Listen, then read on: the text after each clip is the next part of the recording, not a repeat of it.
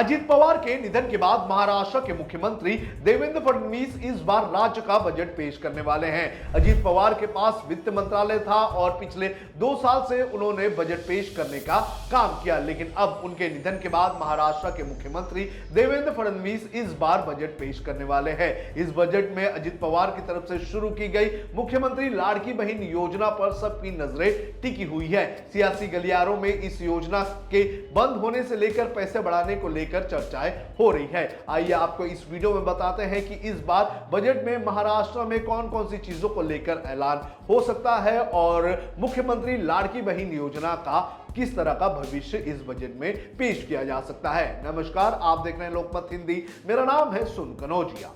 सबसे पहले बात करेंगे मुख्यमंत्री लाड़की बहन योजना की।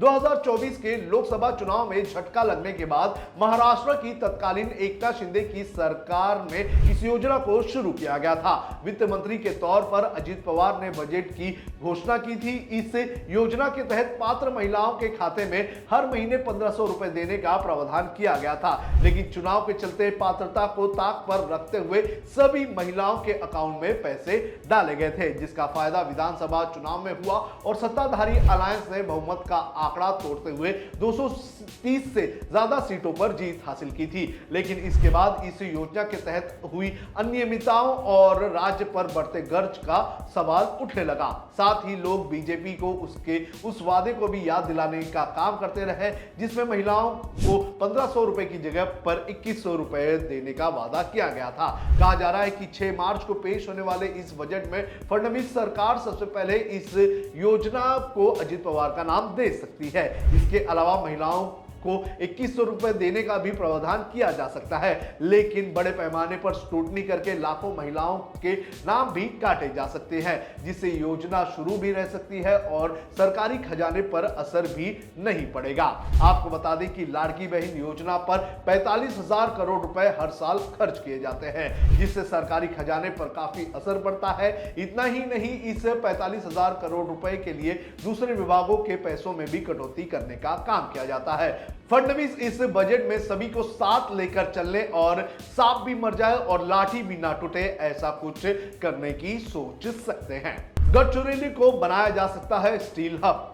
माओवाद प्रभावित रहे गढ़चिरौली जिले को एक बड़े स्टील हब के रूप में विकसित करने और पूर्वी विदर्भ में स्टील कॉरिडोर बनाने की इस बजट में जोर दिया जा सकता है। पिछले महीने मुख्यमंत्री दावोस गए थे, जहां बड़े पैमाने पर करार किए गए और ऐसे ही कुछ करारों के चलते गढ़चिरौली और विदर्भ इलाके को डेवलप करने का लक्ष्य किया जा सकता है और बजट में इसकी छवि देखने मिल सकती है। मुंबई की कनेक्टिविटी बेहतर। इस बजट में मुंबई की कनेक्टिविटी पर और भी जोर दिया जा सकता है। मुंबई में मेट्रो अंडरग्राउंड नेटवर्क पर विशेष ध्यान दिया जा सकता है। साथ ही मुंबई से सटे हुए इलाके जैसे कि कल्याण, डोंबिवली, पालघर जैसे इलाकों में बड़ा निवेश करके उन्हें डेवलप करके बिजनेस हब बनाया जा सकता है। इसको लेकर भी ऐलान किया जा सकता है। 3.5 साल तक कोई चुनाव नहीं तो सरकार पर कोई भी दबाव नहीं। सरकार पर दबाव नहीं, कोई नई योजना नहीं आएगी। अगले 3.5 साल तक कोई चुनाव नहीं तो सरकार पर कोई भी दबाव नहीं। आपको बता दें कि अगले 3-3.5 सालों तक महाराष्ट्र में कोई भी बड़ा चुनाव नहीं है। ऐसे में सरकार इस बजट में कोई भी लोक लुभावनी योजना का अनाउंसमेंट नहीं करेगी और उन पर किसी भी तरह की मजबूरी नहीं होगी। इन परिस्थितियों में बड़ी नई घोषणाओं की ना वित्तीय गुंजाइश है और ना ही राजनीतिक आवश्यकता है, इसलिए सरकार ऐसी योजनाओं पर जोर दे सकती है जो सरकारी खजाने पर अतिरिक्त बोझ डाले बिना साथ मजबूत रखे। इसी क्रम में कॉर्पोरेट कंपनियों के CSR फंड के माध्यम से योजनाएं लागू करने के विकल्प पर भी गंभीरता से विचार किया जा सकता है। अधूरी परियोजनाओं पर रहेगा सरकार का फोकस।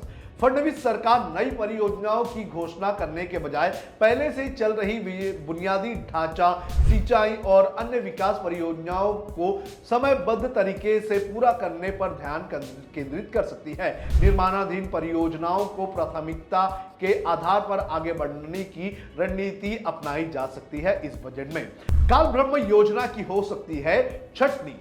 आपको बता दें कि सरकार की तरफ से यह संकेत मिल रहे हैं कि अपनी प्रासंगिकता खो चुकी योजनाओं को बंद करने या उनमें समय अनुकूल बदलाव करने की घोषणा इस बजट में की जा सकती है। कई पुरानी योजनाएं अप्रासंगिक होने के बावजूद जारी रहती है और उन पर करोड़ों रुपए खर्च होते हैं। सरकारी योजना का कोई जीवन काल नहीं होता है। इस सोच में बदलाव लाते हुए सरकार पुरानी योजनाओं को बंद करने या वर्तमान में जरूरतों के अनुरूप नया स्वरूप देने की दिशा में काम कर सकती है। महामंडलों की मनमानी पर लगा सकती है फडणवीस सरकार लगाम। राज्य सरकार के अधीन काम करने वाले कई महामंडलों की कार्यप्रणाली पर सरकार बारीकी से नजर रखे हुए है। अब सबकी नजर इस बात पर टिकी हुई है कि क्या मुख्यमंत्री इनके लिए एकीकृत नियंत्रण प्रणाली लागू करेंगे। मुख्यमंत्री पहले ही संकेत दे चुके हैं कि इस बजट में कड़ा वित्तीय अनुशासन दिखाया जाएगा। राज्य का राजस्व बढ़ाने के लिए सरकार कौन कौन से ठोस उपाय पेश कर सकती है, ये भी इस बजट का अहम पहलू हो सकता है। कुल मिलाकर यह बजट कम घोषणाएं, ज्यादा अनुशासन और बेहतर क्रियान्वयन के सिद्धांत पर आधारित होने की संभावनाएं जताई जा रही है। आपको क्या लगता है कि इस बजट में मुख्यमंत्री लाड़की बहन योजना को बंद किया जाएगा या चालू किया जाएगा या फिर इसके अंदर बदलाव किया जाएगा? आप हमें कमेंट करके जरूर बताएं।